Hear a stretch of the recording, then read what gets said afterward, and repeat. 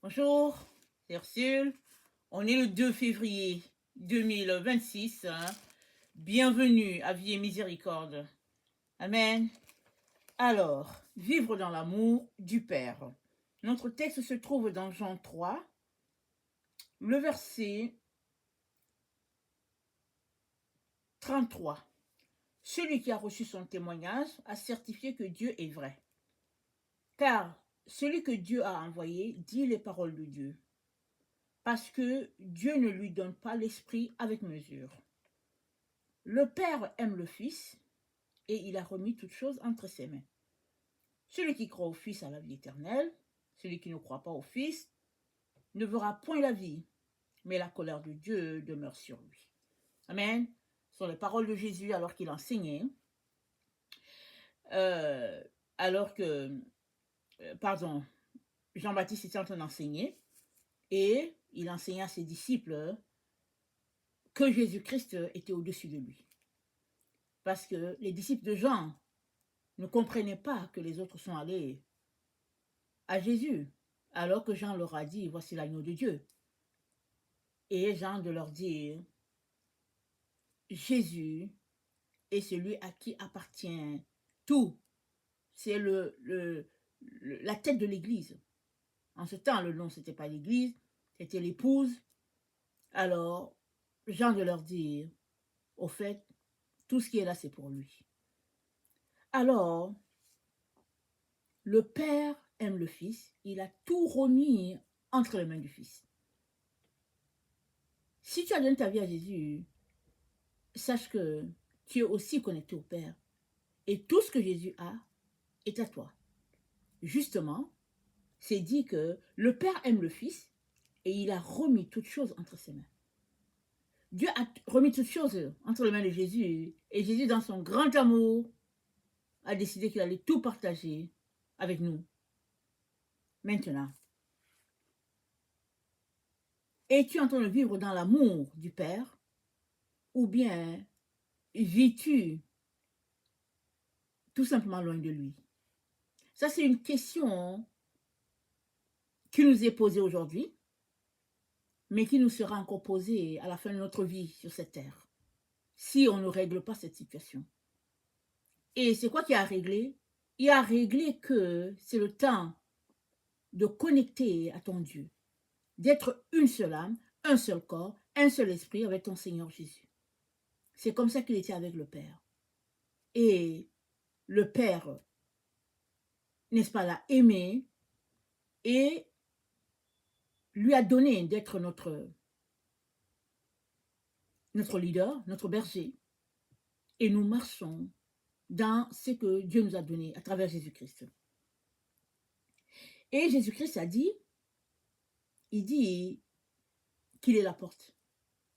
Amen. Notre texte se trouve dans Jean 10, le verset 7.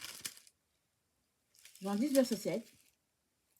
Jésus leur dit, en vérité, je suis la porte. Tous ceux qui sont venus avant moi sont les voleurs et les brigands. Mais les brebis ne les ont pas écoutés. Je suis la porte. Si quelqu'un entre par moi, il sera sauvé. Il entrera, il sortira, il aura du pâturage. La plénitude est en Jésus. Es-tu en train de marcher dans cette plénitude? Il y a beaucoup qui donnent leur vie à Dieu. Et ils s'arrêtent là. Mais le tout n'est pas d'avoir donné sa vie à Dieu. Le tout est de donner sa vie et d'aller jusqu'à la fin. De faire tout le parcours avec Jésus. Et non de s'arrêter en cours de route. Qu'est-ce qui fait que souvent on s'arrête? Les difficultés de la vie, les découragements, les épreuves. Tout ce par quoi on passe fait que souvent on se dit, c'est assez. Je préfère lui tourner le dos. Vivre désormais ma vie loin de Jésus. Parce que quand je marche avec lui, j'ai trop d'épreuves. Mais les épreuves sont là, pourquoi? C'est pour nous épurer. C'est pour enlever la chair de nous et de nous connecter directement à Dieu. C'est pourquoi les épreuves sont là. Alors, combien de temps investis-tu à bâtir ta relation avec Jésus? Maintenant que tu sais que le Père a tout remis à Jésus, il n'y a rien que tu peux avoir en dehors de Jésus. Tout ce que tu as, c'est Jésus-Christ, ce qui permet que tu l'aies. Maintenant, il est amour, il est bonté. Et toutes ces choses que tu as, il ne veut pas te les arracher. Mais ces choses-là, c'est peu par rapport à tout ce que Dieu voudrait te donner. Et souvent, pour te donner toute la totalité de ce que Dieu a pour toi, Jésus-Christ va te demander de laisser même ces choses-là que tu as, que tu crois que c'est quelque chose d'important, il risque de te demander de laisser tomber ça. Et te concentrer à entrer dans une relation spirituelle avec lui pour être connecté à un niveau plus élevé. Amen. Notre connexion avec Jésus n'est pas seulement une connexion physique. Et déjà, nous savons que physiquement, nos yeux ne le voient pas. Notre connexion avec Jésus-Christ est une connexion spirituelle d'abord. Parce que nous sommes esprits, amen, avant d'être un corps. Et le Seigneur nous a appelés à vivre en harmonie les uns avec les autres, c'est l'amour horizontal, mais aussi en harmonie avec Dieu le Père, ça c'est l'amour vertical. Et c'est cet amour du Père-là, n'est-ce pas, qui, répandu dans nos cœurs, nous fait aimer les autres, aller vers eux, répandre l'amour, l'odeur de Christ un peu partout où nous nous trouvons. Maintenant, sommes-nous en train de vivre dans cet amour-là? Sommes-nous en train de jouir de cet amour-là ou nous sommes-nous privés de l'amour du Père par ignorance, par, n'est-ce pas, malinformation, et puis etc. Ou bien par tromperie. Est-ce que tu baignes dans l'amour du Père? Dans Luc 8, voilà ce qu'il nous est dit. Au verset 18, c'est dit, prenez donc garde à la manière dont vous écoutez, car on donnera à celui qui a, mais à celui qui n'a pas, on ôtera même ce qu'il croit avoir. On donnera à celui qui a. On donnera à celui qui a. Mais qu'est-ce que tu as? Amen. Qu'est-ce que tu as? Il y a des choses que tu t'accroches là-dessus en te disant que tu as ces choses-là. Mais souvent, ces choses ne sont même pas comptées devant Dieu. Et nous avons la parabole dans Matthieu 25 du maître qui est parti en voyage. Il a donné des talents à ses serviteurs. Matthieu 25 à partir du verset 14. Alors, il y a un qui a eu 5 talents, il les a fructifiés, il a rapporté 5 autres. Un autre a eu 2, il les a fait fructifier, il a rapporté 2 autres. Un autre a reçu 1, et dans sa colère, il allait cacher ça dans le sol, il n'a rien, c'est-à-dire il a décidé de ne pas faire fructifier la bénédiction de son maître. Et voilà qu'un jour, le maître revint. Et celui qui avait 5 allait voir le maître pour dire, écoute, ce que tu m'as donné, 5 est devenu 10. L'autre allait le voir pour dire, ce que tu m'as donné, 2 est devenu 4. Et l'autre qui a reçu 1, il a dit au maître, toi tu es méchant. Alors moi, j'ai décidé que je ne vais rien faire pour toi, alors j'ai tout caché, et puis tiens ta chose, et puis bon, voilà. Alors le maître de lui dire, ok, je ne suis pas bon maître, je suis méchant, mais dans ce cas, pourquoi est-ce que tu n'as pas alors mis ce talent-là en banque? Au moins, c'est quelqu'un d'autre qui aurait fait fructifier cela. Tout cela pour dire que l'amour du Père est tel que il ne veut que nous bénir. Tout ce qu'il nous donne, au fait, c'est pour nous bénir. Maintenant, dans ce qu'il t'a donné, es-tu en train de le faire fructifier? Ou bien es-tu tout simplement assis là-dessus, refusant de faire prospérer l'œuvre du Père, parce que tu veux juste faire prospérer ton œuvre à toi? Parce que souvent, c'est ça qui se passe avec plusieurs personnes. Avant que Dieu te confie beaucoup, il va venir te confier un peu pour voir s'il peut te faire confiance. Alors, si la confiance qu'il veut tester en toi ces 5 talents, alors il te donnera 5 talents. Mais tu ne sauras jamais quand est-ce qu'il va venir demander le compte rendu de ce que tu as fait des 5 talents. Surtout, ne va pas les cacher. Ne les piétine pas. Ne jette pas à l'extérieur de toi ce que le Père a trouvé bon de te donner, de te confier. L'attitude que tu devrais avoir, c'est de prendre ces talents-là que Dieu t'a donnés, que ce soit 5, que ce soit 2, que ce soit 1, de les prendre et de dire, Dieu merci. Mon maître m'a fait confiance, je vais aller développer cela dans le but de rapporter plus à mon maître. C'est là-bas que Dieu regarde les cœurs de ceux qui aiment Dieu. Rapporter à ton maître, pas à toi, rapporter à ton maître.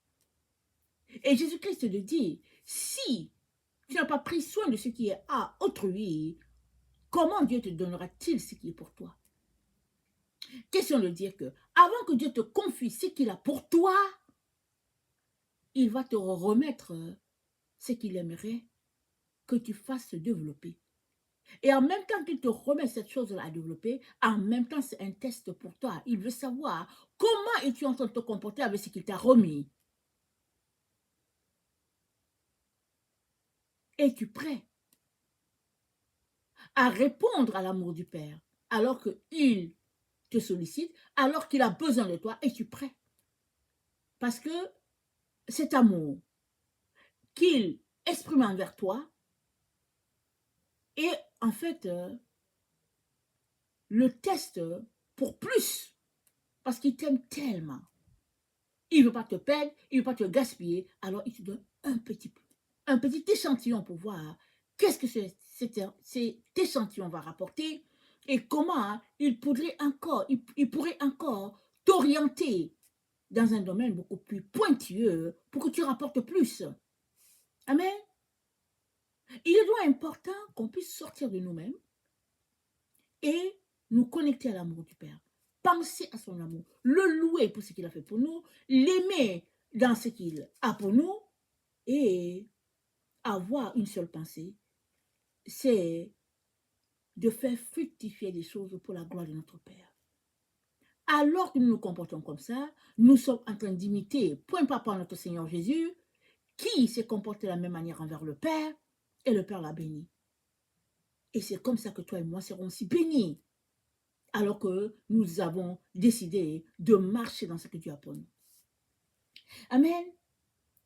Alors, vivre dans l'amour du Père va te permettre d'avoir toujours quelque chose. Parce que le Père ne peut pas ne rien te remettre. Il va toujours te remettre ce qui est de mieux, pas quelque chose de très lourd. Il va te remettre quelque chose de telle sorte que tu puisses le faire fructifier, que cela puisse rapporter et qu'il puisse être content et qu'il puisse se bénir. Et dans cet exercice, il se pourrait que tu passes par le moins difficile. Pourquoi? Parce qu'il est en même temps en train d'épurer toute saleté. Alors, ne reste pas en dehors de ce plan merveilleux de Dieu pour toute l'humanité, en te laissant tromper, ça et là, en te laissant distraire par des gens qui te font croire que Dieu ne t'aime pas ou bien que la vie de plaisir, c'est la meilleure. Encourage-toi à marcher dans ce que Dieu a pour toi pleinement. Amen. Si tu n'as pas encore donné ta vie à Jésus, alors je viens t'inviter à le faire. C'est le chemin, c'est la vérité, c'est la vie. Il l'a dit, il est la porte. Ça veut dire qu'il n'y a aucun accès à Dieu sans passer par Jésus. On peut s'asseoir, argumenter, chercher à justifier, ça ne change rien. C'est déjà établi. Au lieu de discuter, acceptons le plan de Dieu et venons à lui, n'est-ce pas, avec joie, avec acclamation, pour lui dire, Père, merci de m'avoir sauvé. Maintenant, je te demande pardon pour mes erreurs, pour mes fautes. Je te demande pardon d'avoir pensé que je pouvais arriver à Dieu sans toi. J'aimerais tout simplement t'appartenir totalement. Et aide-moi dans ce que tu m'as donné, comme don à développer, afin que je puisse les développer parfaitement pour ta seule gloire. Amen. Et le Père ne manquera pas de répondre à une telle prière. Parce que tout ce qu'il veut, c'est se glorifier à travers nous, mais surtout, c'est que les gens puissent le connaître à travers toi. À travers tout ce qu'il aura fait à travers toi, n'est-ce pas? Le Père est heureux quand les autres le connaissent. Amen. Alors, travaillons à marcher dans ce que Dieu a pour nous, en laissant le Saint-Esprit nous transformer totalement et pleinement. Et la gloire de Dieu, n'est-ce pas, sera révélée sur cette terre. Amen et alléluia. Serons tous bénis. Amen et amen.